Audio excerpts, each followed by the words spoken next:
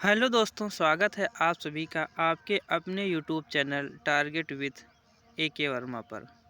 मित्रों, आज हम आपके लिए हिंदी के 20 प्रश्नों का एक मॉडल पेपर लेकर आए हैं, जिससे आप आकलन कर सकते हैं कि आपकी तैयारी कितनी है और कितने स्तर की है और आपके 20 में कितने क्वेश्चन सही हो रहे हैं। ये कमेंट बॉक्स में ज़रूर लिखें। अगर आप हमारे चैनल पर पहली बार विजिट कर रहे हैं तो प्लीज़ चैनल को लाइक, शेयर और सब्सक्राइब ज़रूर करें। हम हर रोज़ आपके लिए model paper, previous year paper तथा टॉपिक से रिलेटेड क्वेश्चन लाते रहते हैं। बढ़ते हैं अपने वीडियो की ओर और हम देखते हैं अपना पहला प्रश्न। आज का हमारा जो पहला प्रश्न है वो है, ओ में कौन सा स्वर है। आपको बताना है जो ओ में कौन सा स्वर है। तो ह्रस्व स्वर है या दीर्घ स्वर है या प्लुत स्वर है या उपयुक्त में कोई नहीं। आपको बताना है ओ में कौन सा स्वर है, ओ कैसा स्वर है। ठीक है, तो मित्रों यहाँ देखेंगे हम कि जो स्वर होते हैं वो 3 प्रकार के होते हैं। एक होता है ह्रस्व स्वर, दूसरा होता है दीर्घ स्वर और तीसरा होता है प्लुत स्वर। ह्रस्व स्वर जो होते हैं जैसे आ,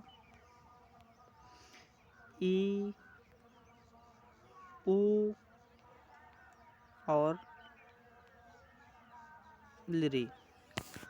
आ, ई, ऊ और लिरी, ये 4 ह्रस्व स्वर होते हैं। उसके बाद जो है हमारे आते हैं दीर्घ स्वर। दीर्घ स्वरों में बड़ा आ, ई,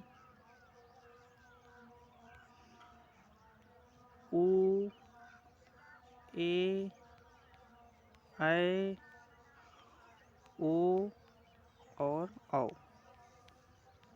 ये आते हैं। तो औ जो हमारा होता है वो दीर्घ स्वर में आता है, इसलिए हमारा जो राइट आंसर रहेगा वो ऑप्शन नंबर दूसरा रहेगा, दीर्घ स्वर। तो ओ है हमारा दीर्घ स्वर।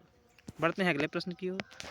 अगला प्रश्न है, ऊ के उच्चारण में जीहा का कौन सा भाग कार्य करता है। आपको बताना है जो ये ऊ होता है इसके उच्चारण में जीहा का कौन सा भाग कार्य करता है।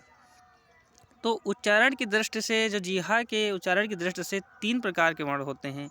एक अग्रभाग से उच्चरित होने वाले, दूसरे होते हैं मध्य भाग से उच्चरित होने वाले और तीसरे होते हैं पश्च भाग से उच्चरित होने वाले। तो अग्रभाग से जो हमारे उच्चरित होते हैं वो होते हैं ई, ए और ऐ। और जो हमारे मध्य भाग से उच्चरित होते हैं वो होते हैं, 2 वर्ण सिर्फ होते हैं, आ और आ। ठीक है मित्रों। और जो पश्च भाग से उच्चरित होने वाले हमारे वर्ण होते हैं वो होते हैं आ, ई, ऊ, ओ और औ। तो यहाँ जो हमारा बड़ा ऊ है ये हमारे जो उच्चरित होने वाला स्थान है ये पश्च भाग है। ऑप्शन नंबर तीसरा सही रहेगा, ऊ जो है वो पश्च भाग से उच्चरित होता है। बढ़ते हैं अगले प्रश्न की ओर। ज्ञा संयुक्त अक्षर का निर्माण होता है। हमारे वर्णमाला में जो है वो 4 संयुक्त अक्षर हैं। कौन कौन से हैं? 4 संयुक्त अक्षर हैं।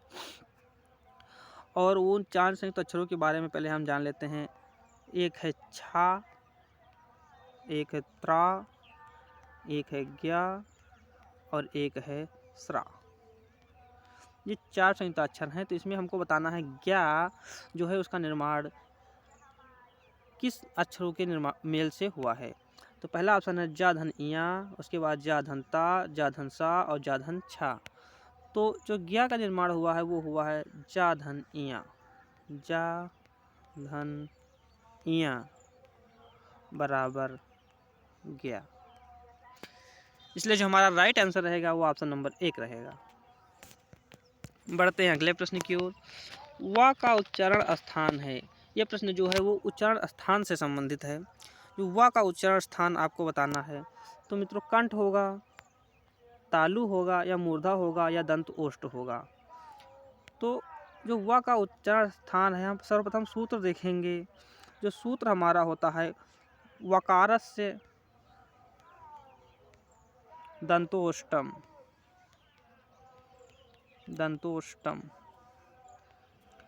तो जो वा होता है उसका जो उच्चारण स्थान होता है दंतो ओष्टम होता है, दंत और ओष्ट। ऑप्शन नंबर चौथा सही रहेगा, व का उच्चारण स्थान दंतो ओष्टम। अघोष व्यंजन आपको बताना है, अघोष व्यंजन है तो ऑप्शन दिया गया है टा, घा, गा और वा। तो अघोष व्यंजन आपको मित्रों बताना है। तो हमारे जो अघोष व्यंजन व्यंजन होते हैं वो होते हैं प्रत्येक वर्ग के तीसरे, चौथे और पांचवे, और जो घोष होते हैं वो होते हैं पहले, दूसरे। जैसे क वर्ग में का, खा घोष है और गा, घा, अंगा जो है वो अघोष है। तो इसमें 5 नंबर में हमको देखना है राइट आंसर हमारा जो होगा अघोष जो होगा वो होगा टा। ऑप्शन नंबर 1 टा होगा। बढ़ते हैं अगले प्रश्न की ओर। हमारा जो अगला प्रश्न है, निम्न में संयुक्त अक्षर है, आपको बताना है निम्न में जो संयुक्त अक्षर है वो कौन सा है। ज है या पा है या रा है या त्रा है। तो इसमें जो हमारा संयुक्त अक्षर है वो त्रा है, और इसका जो निर्माण हुआ है ता धन रा के योग से हुआ है, ता धन रा बराबर त्रा। बढ़ते हैं अगले प्रश्न की ओर। अगला प्रश्न है 7 नंबर, मरीज अब पूर्ण स्वस्थ है। एक वाक्य दिया गया है, मरीज अब पूर्ण स्वस्थ है में प्रविशेषण बताना है। मरीज है, अब है, स्वस्थ है या पूर्ण है। तो सबसे पहले हम जान लेते हैं ये प्रविशेषण होता क्या है। प्रविशेषण वो होता है जो विशेषण की विशेषता बताता है, और इसमें जो विशेषण है वो है स्वस्थ। क्या है? स्वस्थ। और स्वस्थ की जो विशेषता बताता है वो है पूर्ण, इसलिए हमारा जो प्रविशेषण होगा वो होगा पूर्ण।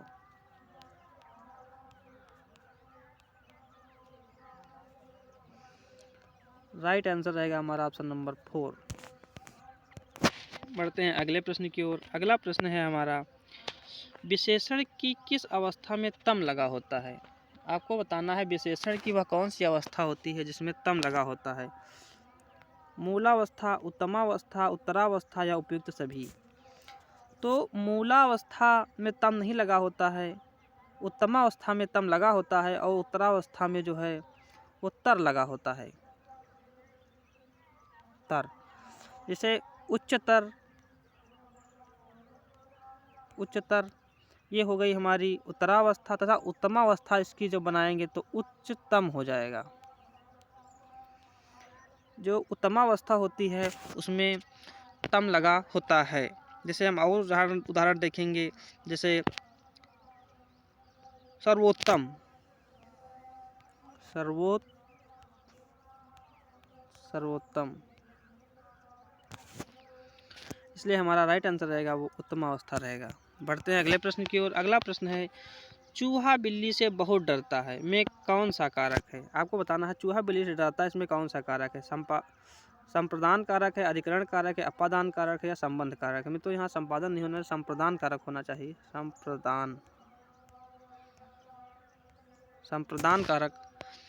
तो यह हमारा जो राइट आंसर होगा वो होगा अपादान कारक, क्योंकि जो अपादान कारक होता है, जहाँ ईर्ष्या, भय, डर, घृणा, लज्जा हो, वहाँ पर जो हमारा कारक होता है वो होता है अपादान कारक, इसलिए राइट आंसर रहेगा हमारा तीसरा। बढ़ते हैं अगले प्रश्न की ओर। अगला प्रश्न 10 नंबर है, चींटी बिल में रहती है, चींटी बिल में रहती है में कौन सा कारक है। अधिकरण कारक है या संबंध कारक है या संप्रदान कारक है या अपादान कारक है। आपको बताना चींटी बिल में रहती है में कौन सा कारक है।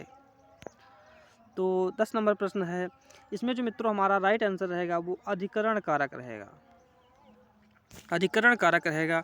और इसका जो आधार है वो है क्रिया का आधार, आश्रय या समय, जहाँ हो वहाँ पर जो हमारा अधिकरण कारक होता है।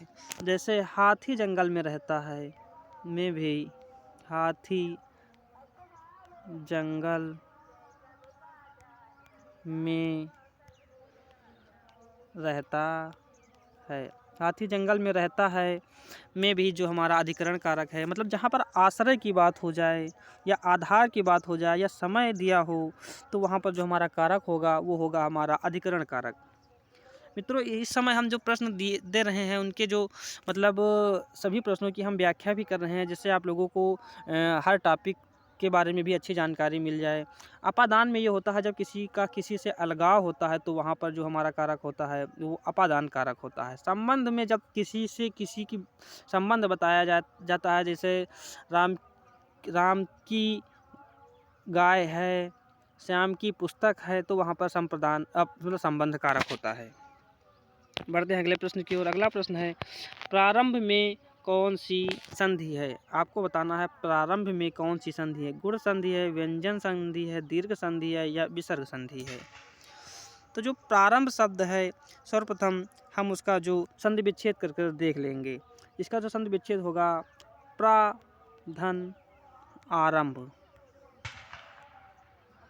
तो इसमें आ धन आ बराबर आ हो रहा है। तो जहाँ पर आ धन आ बराबर बड़ा आ हो, वहाँ पर हमारी जो संधि होगी वो होगी दीर्घ स्वर संधि। इसलिए राइट आंसर रहेगा हमारा तीसरा विकल्प, प्रारंभ में संधि है दीर्घ संधि। अगला प्रश्न समास से रिलेटेड है, 12 नंबर प्रश्न है, नरोत्तम में कौन सा समास है? आपको बताना है नरोत्तम में कौन सा समास है। अव्ययी भाव समास, द्वंद्व समास, द्विगु समास या तत्पुरुष समास। तो इसका जो राइट आंसर होगा वो होगा तत्पुरुष समास। नरोत्तम का जब हम विग्रह करेंगे, नरो में उत्तम, नरों में उत्तम अर्थात नरोत्तम, इसका जो विग्रह होगा नरों में श्रेष्ठ। तो जहाँ पर में आ जाए, में पर, में या पर, तो ये जो पहचान होती है ये अधिकरण तत्पुरुष समास की होती है। किस समास की होती है? अधिकरण तत्पुरुष की। अधिकरण तत्पुरुष में पर जब आ जाए तो वहाँ पर अधिकरण तत्पुरुष समास होता है। इसलिए राइट आंसर रहेगा हमारा चौथा, नरोत्तम में तत्पुरुष समास होगा। बढ़ते हैं अगले प्रश्न की ओर। भाई बहन छत पर बैठे हैं, वाक्य कौन सा है? आपको बताना है भाई बहन छत पर बैठे हैं में कौन सा वाक्य है। साधारण वाक्य है, मिश्रित वाक्य है, संयुक्त वाक्य है या उपयुक्त सभी। तो यहाँ हम देखेंगे जो हमारा राइट आंसर होगा वो होगा साधारण वाक्य। यहाँ जो भाई बहन छत पर बैठे हैं, यहाँ पर जो हमारा राइट आंसर होगा वो होगा साधारण वाक्य। यदि वाक्य में कर्ता अनेक हूँ, जैसे कर्ता अनेक हूँ, कर्ता अनेक हूँ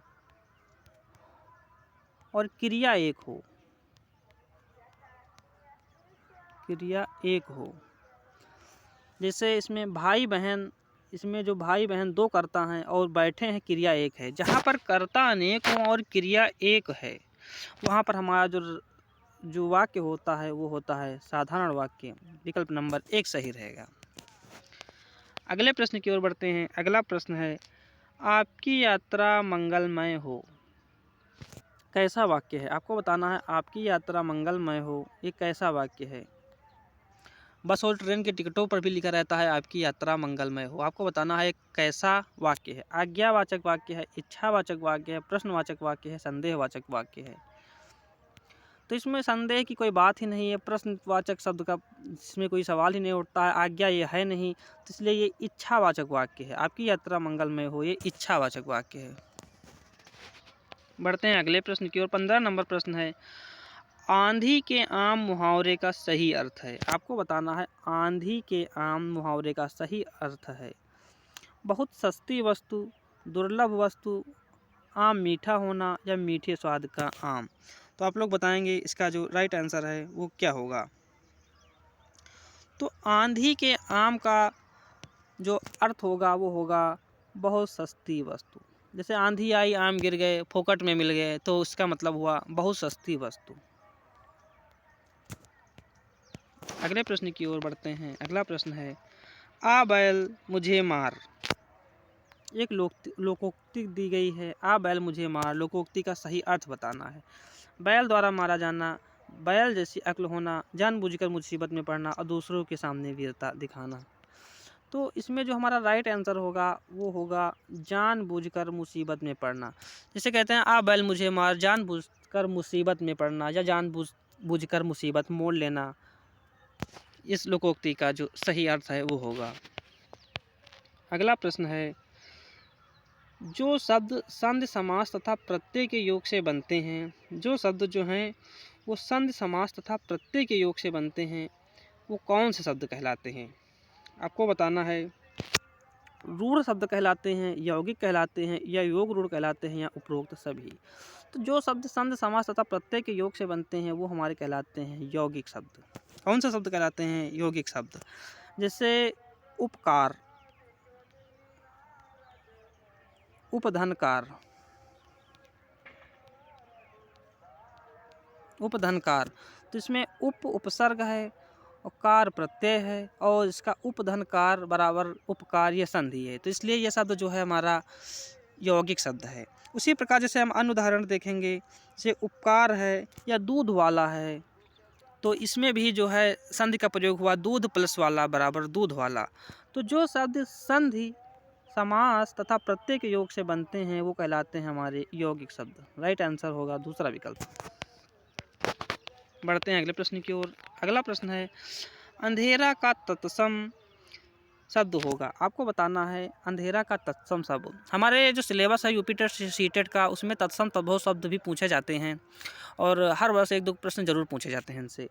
अंधकार होगा, अंधियारा होगा, या आधी रात होगा, या अंधेरी होगा। तो जो अंधेरा शब्द है, अंधेरा, उसका जो तत्सम रूप होगा वो होगा अंधकार।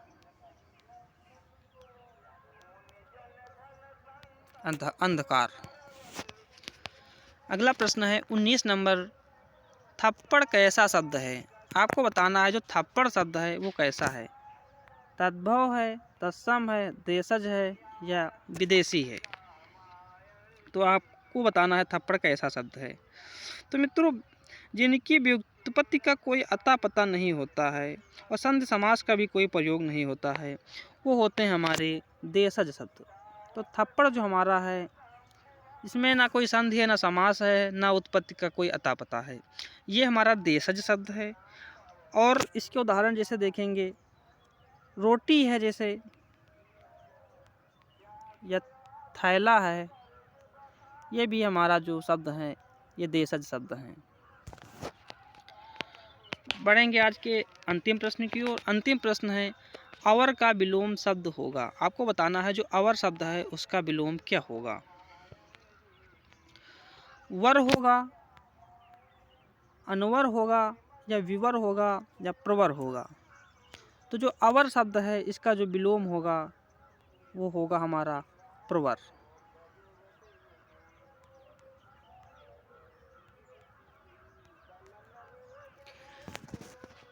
मित्रों, ये रहे आज के हमारे 20 प्रश्न। आपको वीडियो कैसा लगा आप ज़रूर बताएं। कमेंट बॉक्स में ये भी बताएं कि आपके 20 में कितने क्वेश्चन सही रहे। अगर आपको हमारा चैनल अच्छा लगा, वीडियो अच्छा लगा हो, तो हमारे चैनल को लाइक, सब्सक्राइब और शेयर ज़रूर करें। धन्यवाद मित्रों।